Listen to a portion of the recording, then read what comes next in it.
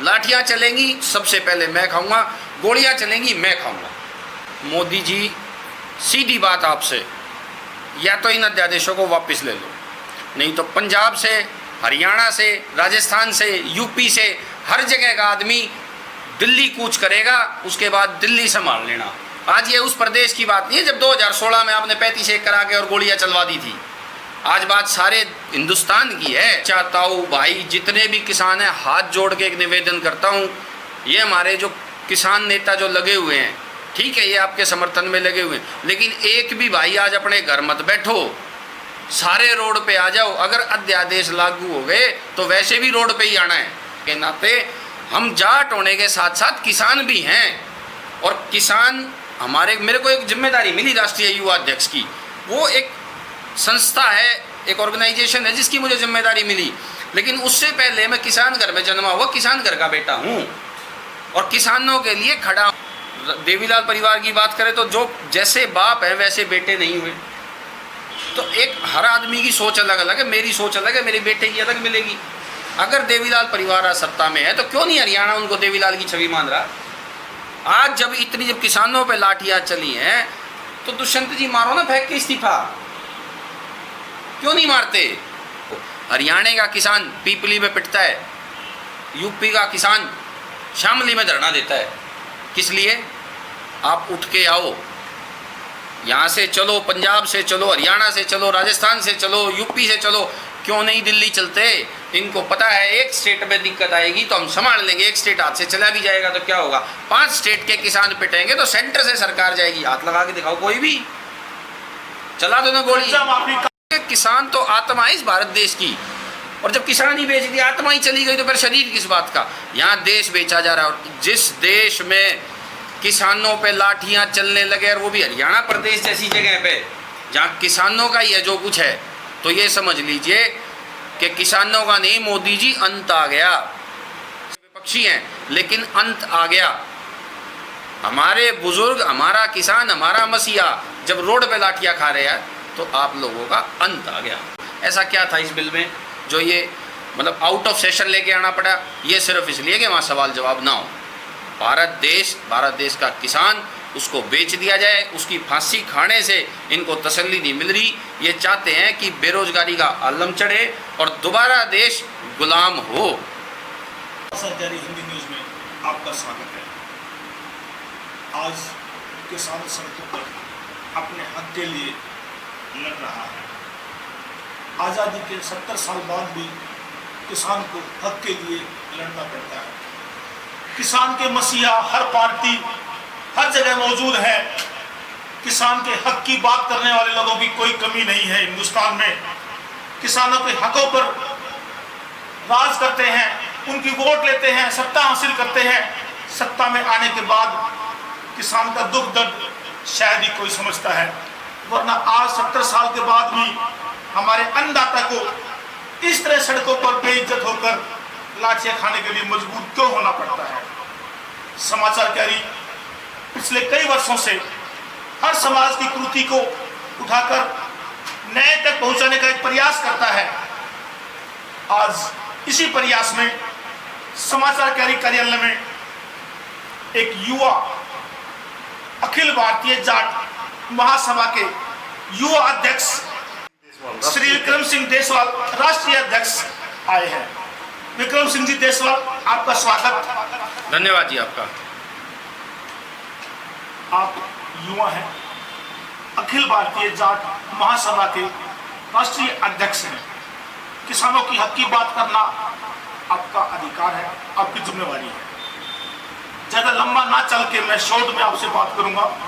वर्तमान में किसानों की जो हालत है, जो आज 3 अध्यादेश सरकार ने पारित किए हैं, तो किसान सड़कों पर हक मांग रहे हैं। इसमें कहां क्या कमी है? अध्यादेश किसान के हित में है या नहीं है? पहला सवाल यह है कि ये अध्यादेश किसान के हित में है या नहीं है।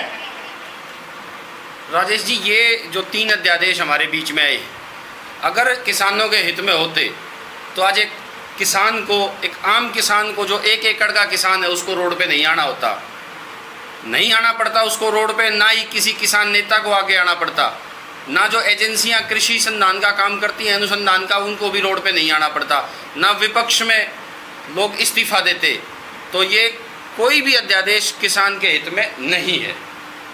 आज अभी अभी आपसे पहले जेजेपी प्रदेश प्रवक्ता से मेरी बात हुई थी, उन्होंने कहा है कि कोई भी अध्यादेश में ऐसा कॉलम नहीं है जो किसान के हित में ना हो, सिर्फ राजनीति की जा रही है। सत्ता हासिल करने के लिए कुछ लोग किसान का दुरुपयोग कर रहे हैं। किसान की एमएसपी कम नहीं की जाएगी, किसान का कोई भी अधिकार छीना नहीं जाएगा। किसान भोले भाले हैं, उनको गुमराह करके राजनीति का हथियार बनाया जा रहा है। आपको क्या कहना है? देखिए, इस बारे में हम जेजेपी, बीजेपी, कांग्रेस की बात ना करके सीधी सीधी अध्यादेश की बात कर लेते हैं। बड़े सरल शब्दों में अध्यादेश को समझना पड़ेगा। 3 अध्यादेश आए। एमएसपी की बात की। एमएसपी न्यूनतम समर्थन मूल्य है, मिनिमम सपोर्ट प्राइस। इसके पीछे क्या झगड़ा है?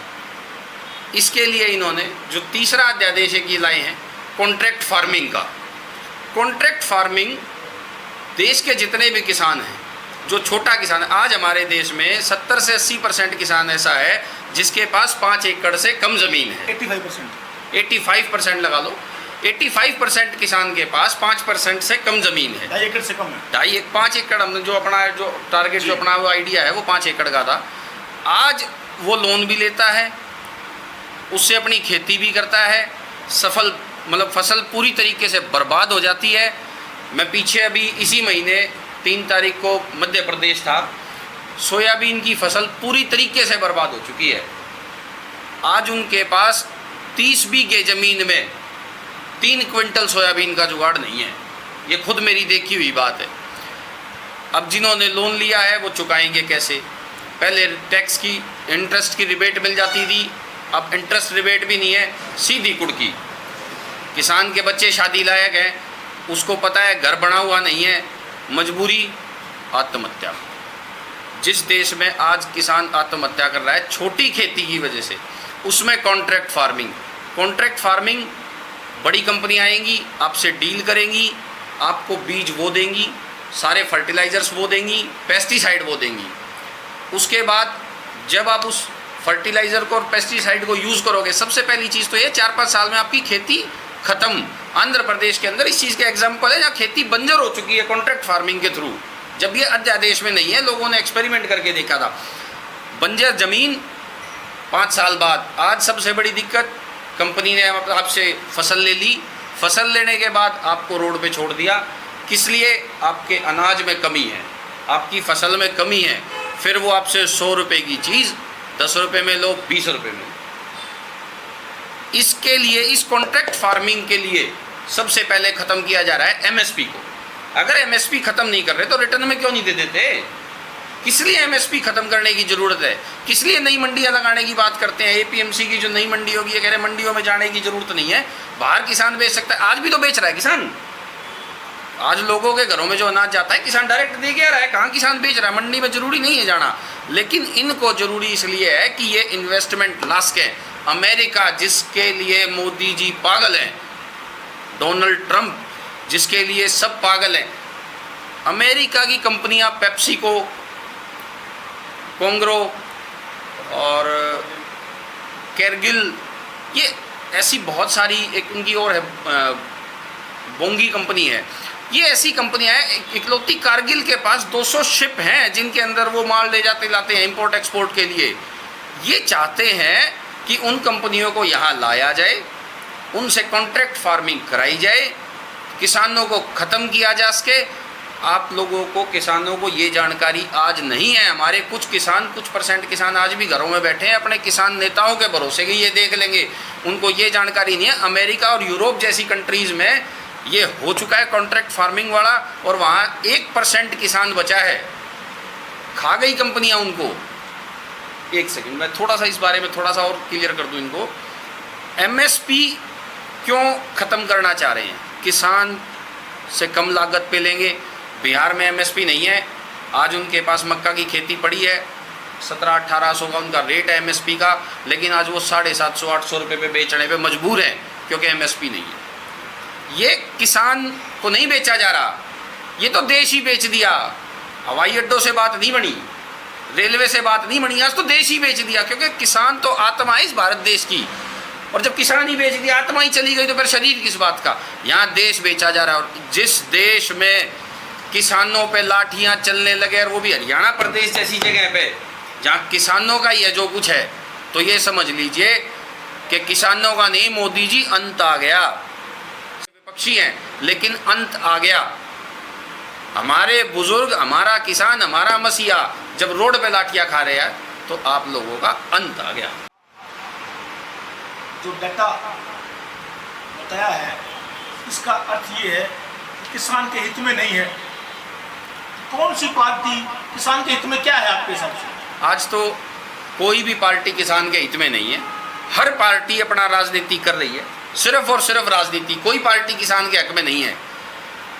भारतीय जनता पार्टी आज ये अध्यादेश लेके आई है, उसके लिए पंजाब से जो मुख्यमंत्री है कैप्टन अमरिंदर सिंह, उन्होंने विधानसभा में क्लियर मना कर दिया कि भाई ये नहीं लगेंगे अध्यादेश। लेकिन अब एक बात बताओ ना, अगर पार्टी भारतीय जनता पार्टी किसानों की बात करे तो अध्यादेश, ऑर्डिनेंस क्या? जब आपकी पार्लियामेंट सेशन नहीं चल रही, उस दौरान कोई महत्वपूर्ण बिल लेके आना जिसकी बहुत ज़रूरत हो देश को, ऐसा क्या था इस बिल में जो ये मतलब आउट ऑफ सेशन लेके आना पड़ा? ये सिर्फ इसलिए कि वहाँ सवाल जवाब ना हो। भारत देश का किसान, उसको बेच दिया जाए, उसकी फांसी खाने से इनको तसल्ली नहीं मिल रही। ये चाहते हैं कि बेरोजगारी का आलम चढ़े और दोबारा देश गुलाम हो। बेच दो। मैं कह रहा हूँ किस लिए बेचना है, जब किसान क्या मांग रहा है? किसान इनसे मांगता ही कितना है? सिर्फ अपने लोन की बात करता है, अपनी सब्सिडी की बात करता है। इससे ज़्यादा तो किसान ने कर्ज माफ़ी से ज़्यादा कुछ माना ही नहीं। एक बात बताओ, लोग लाखों करोड़ों रुपए का घपला कर जाते हैं, जब वो सारे घपले विजय माल्या भाग गया, किसी ने कुछ नहीं करा। किसानों की कर्ज माफ़ी के नाम पे इनके पास अध्यादेश हैं कि अध्यादेश ले आओ और किसानों को मार दो। मतलब फसल बीमा के नाम पे 4 रुपये का चेक है, वो भेज दूंगा, दिखा देना, जहाँ कहोगे वहाँ दिखा लेना। तो ये तो है फसल का बीमा। और किसान की बात करते हो कर्ज माफ़ी की, हर सरकार के मैनिफेस्टो में होती है कर्ज माफ़ी, रोड पे नहीं होती। आप चलो, आप कई गांव से शुरू कर लेते हैं। कितने किसान ऐसे हैं जिन्होंने कर्ज माफ़ी करी है? मेरे गांव चल पड़ो, हरियाणा के किसी गांव में चल पड़ो और बता दो कितनी कर्ज माफ़ी हुई है, किसकी हुई है। ये सब कहने सुनने की बातें हैं। खट्टर सरकार ने हरियाणा का भट्ठा बैठाना था, बैठा दिया। और इसकी कमज़ोरी जो है ना, वो भी हमारी है। उसका कारण बता देता हूँ मैं आपको। हरियाणा का किसान पीपली में पिटता है, यूपी का किसान शामली में धरना देता है। किस लिए? आप उठ के आओ, यहाँ से चलो, पंजाब से चलो, हरियाणा से चलो, राजस्थान से चलो, यूपी से चलो, क्यों नहीं दिल्ली चलते? इनको पता है एक स्टेट में दिक्कत आएगी तो हम संभाल लेंगे, एक स्टेट हाथ से चला भी जाएगा तो क्या होगा? 5 स्टेट के किसान पिटेंगे तो सेंटर से सरकार जाएगी। हाथ लगा के दिखाओ, कोई भी चला दो ना गोली। 70 साल में किस पार्टी, किस नेता ने, कोई तो ऐसा होगा जिसने किसानों का भला किया है? कौन सी ऐसी नीति है जिससे किसानों का भला हो सके? देखिए, मैं तो नेताओं के बारे में इतना कहना चाहूँगा, नेता चौधरी छोटूराम जैसे नेता रहे नहीं। तो अच्छा, इससे पहले की बात है। हाँ, चौधरी चरण सिंह थे किसानों के नेता, चौधरी देवीलाल ने काम किया है, अलग अलग स्तर पर काम हुए। आज किसानों के नेता नहीं है। आज तो किसानों को बेचने वाले एजेंट बैठे हैं, जितने भी बैठे हैं, चाहे कोई भी आ गया इसके अंदर। चाहे रिलायंस के साथ की हुई सारी संधियाँ थी, कई हज़ार एकड़ चाहे वो रिलायंस को दिया गया था। अभी तो देवीलाल परिवार सत्ता में है हरियाणा में। अब देखो, उस बारे में देवीलाल परिवार की बात करें तो जो जैसे बाप है वैसे बेटे नहीं हुए। तो एक हर आदमी की सोच अलग अलग है। मेरी सोच अलग है, मेरे बेटे की अलग मिलेगी। अगर देवीलाल परिवार आज सत्ता में है तो क्यों नहीं हरियाणा उनको देवीलाल की छवि मान रहा?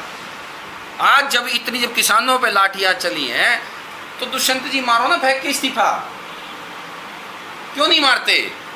और हम ये नहीं कहते कि हमें इस्तीफा दुष्यंत से मांगना चाहिए। सरकार खट्टर सरकार है, खट्टर को देना चाहिए इस्तीफा। लेकिन हम अगर कहीं कुछ गलत होता है तो अपने भाई से गलत कहते हैं, भाई अपना भाई है उसको शिकायत लेके जाते हैं। आज दुष्यंत चौटाला को हरियाणा अपना मानता है, खट्टर को तो अपना ही नहीं मानता।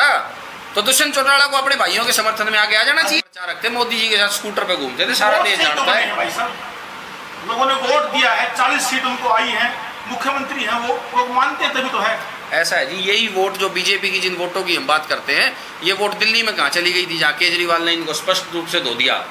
वोट खट्टर की नहीं है, वोट मोदी के नाम पे है। अच्छा, वोट मोदी के नाम पे खत्म होनी चाहिए। जाट महासभा का किसानों के प्रति अब क्या रवैया, क्या रणनीति है, इस आंदोलन को क्या रूप देंगे आप? देखिए, जहां अखिल भारतीय जाट महासभा की बात आती है, जाटों का संगठन 100% किसान, उसको साइड में रख दो। हम किसानों के साथ हैं, 100% किसान होने के नाते हम जाट होने के साथ साथ किसान भी हैं। और किसान हमारे, मेरे को एक जिम्मेदारी मिली राष्ट्रीय युवा अध्यक्ष की, वो एक संस्था है, एक ऑर्गेनाइजेशन है जिसकी मुझे जिम्मेदारी मिली। लेकिन उससे पहले मैं किसान घर में जन्मा हुआ किसान घर का बेटा हूँ और किसानों के लिए खड़ा हूँ। अगर कोई भी पूरे देश में, हम प्रदेश की बात ही नहीं करते, पूरे देश में किसी भी जिले का आदमी कहीं भी हमारी मदद चाहता है, हमारे को फ़ोन करो। हमारी, अगर वो जिले स्तर पे मांगेगा तो जिले की इकाई, प्रदेश स्तर पे मांगेगा प्रदेश की इकाई, और देश स्तर पे मांगेगा तो मैं खुद जहाँ कहेंगे वहाँ पहुँचने के लिए तैयार हूँ। लाठियाँ चलेंगी सबसे पहले मैं खाऊंगा, गोलियाँ चलेंगी मैं खाऊंगा। विक्रम देशवाल, अखिल भारतीय जाट महासभा के राष्ट्रीय अध्यक्ष, युवा अध्यक्ष का कहना है वो किसान चाहे किसी भी जाति का हो, पूरे हिंदुस्तान में किसी भी प्रदेश का हो, 36 बिरादरी के हर किसान भाई के साथ हैं। अगर लाठी लगेगी तो पहली लाठी विक्रम देशवाल को लगेगी। किसानों के हित के लिए विक्रम देशवाल हर जाति के 36 बिरादरी के किसान भाई के साथ है। अब जो स्थिति किसानों की है, जो अध्यादेश वापस नहीं चल रहे हैं, वो हर धर्मी है। ऐसा सुनने में आया है कि मोदी जी कभी कोई अपना फैसला वापस नहीं लेते हैं। अगर वो फैसला वापस नहीं लेते हैं तो आपकी सभा, महासभा किसानों के सहयोग के लिए या उनको कैसे, क्या रणनीति है, किस तरीके से आगे बढ़ाएंगे? कल जैसे हरियाणा में चक्का जाम की घोषणा है, आगे 24 तारीख को पंजाब में भी रेल रोको की बात चल रही है, तो उसमें आपकी कोई रणनीति है या किस तरह का समर्थन करेंगे आप? मोदी जी, सीधी बात आपसे, या तो इन अध्यादेशों को वापस ले लो, नहीं तो पंजाब से, हरियाणा से, राजस्थान से, यूपी से, हर जगह का आदमी दिल्ली कूच करेगा, उसके बाद दिल्ली संभाल लेना। आज ये उस प्रदेश की बात नहीं है जब 2016 में आपने 35 करा के और गोलियां चलवा दी थी। आज बात सारे हिंदुस्तान की है। और बात रही आपकी हठधर्मी होने की, ये तो 2019 के चुनाव में 75 पार 40 बड़ी मुश्किल से गए हैं। अगर 45 पार कर देते तो 15 पे नहीं आने थे। उसमें भी कमी हमारे लोगों की है, कहीं ना कहीं उनको सपोर्ट कर देते हैं। न तो 75 पार नहीं था, बीजेपी हरियाणा पार थी। और अगर किसानों पे ये लाठियाँ चल गई अब, तो बीजेपी देश पार है। अंत में मैं युवा साथी आपसे, आप अध्यक्ष हैं, राष्ट्रीय अध्यक्ष हैं, इस नाते अपने किसान भाइयों को कोई संदेश, कोई अपील करना चाहें?